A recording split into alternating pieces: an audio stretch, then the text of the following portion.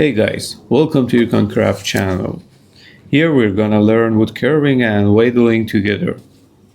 I will show you step by step how to make different cuts so you can carve safely and get a clean professional result.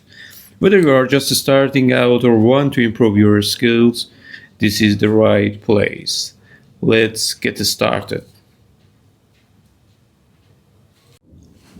For the push cut, just hold the wood in one hand and the knife in the other. Place your thumb on the back of the blade and push the knife forward away from your body.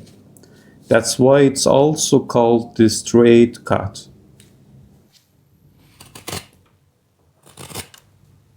If you want more control or power, you can place the thumb of your wood holding hand on top of the thumb that's on the blade.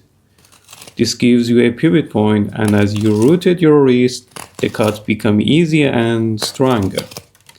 This move is often called the thumb pushing cut or the lever cut. Pairing cut.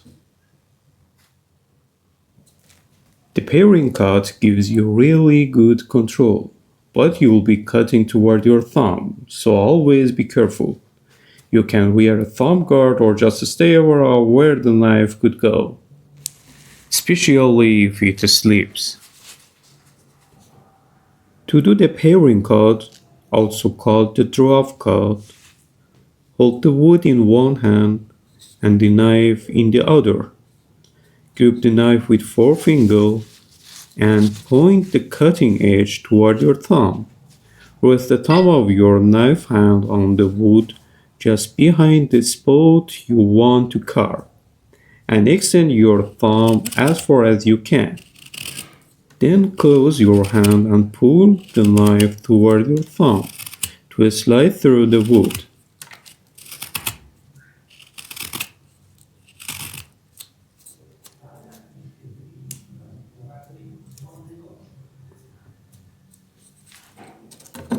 It's the same motion you use when peeling or paring a potato.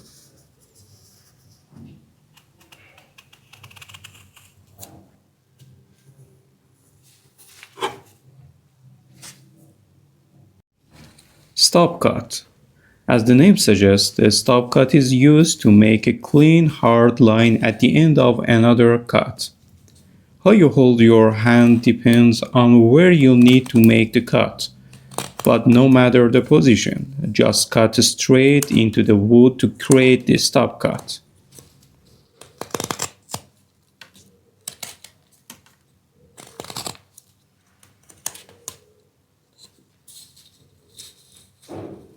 You usually make a stop cut first to make sure the next cut doesn't go past the area you want. Or you make it second to release a small chip of wood left from the main cut.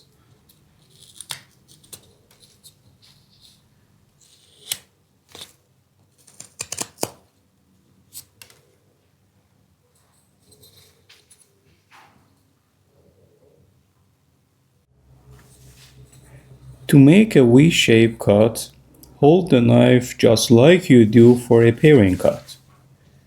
Anchor the thumb of your knife hand against the wood and cut in at an angle with the tip of the knife. Then rotate the wood.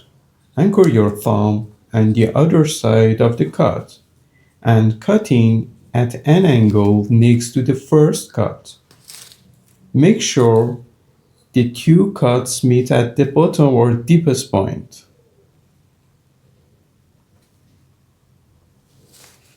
That's what creates the V-shaped groove.